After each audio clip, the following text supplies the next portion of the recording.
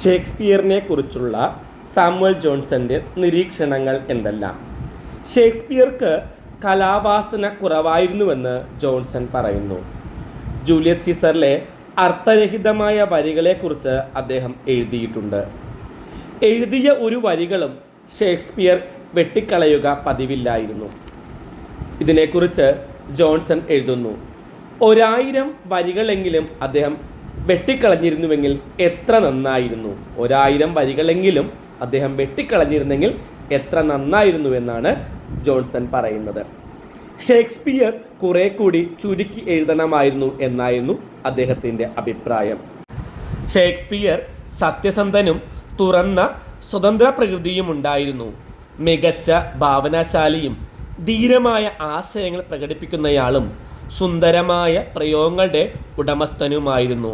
Shakespeare സത്യസന്ധനായിരുന്നു, തുറന്ന സ്വതന്ത്ര പ്രകൃതി ഉണ്ടായിരുന്നു, മികച്ച ഭാവനാശാലിയായിരുന്നു, ധീരമായ ആശയങ്ങൾ പ്രകടിപ്പിച്ചിരുന്നു, സുന്ദരമായ പ്രയോഗങ്ങളുടെ ഉടമസ്ഥനായിരുന്നു എന്നെല്ലാം സാമുവൽ ജോൺസൺ ഷേക്സ്പിയറിനെ കുറിച്ച് പറയുന്നു. ഷേക്സ്പിയർ മരിച്ചപ്പോൾ ജോൺസൺ എഴുതിയതിങ്ങനെ, ഒരു കാലഘട്ടത്തിൻ്റെ എല്ലാ യുഗങ്ങളുടെയും സ്വന്തമാണ് ഷേക്സ്പിയർ. ഒരു കാലഘട്ടത്തിൻ്റെ എല്ലാ യുഗങ്ങളുടെയും സ്വന്തമാണ്.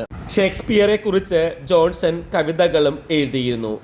മധുര ഗായകൻ, യുഗത്തിൻ്റെ ആത്മാവ് എന്നിങ്ങനെയുള്ള വിശേഷണങ്ങളും അദ്ദേഹം നൽകിയിരുന്നു.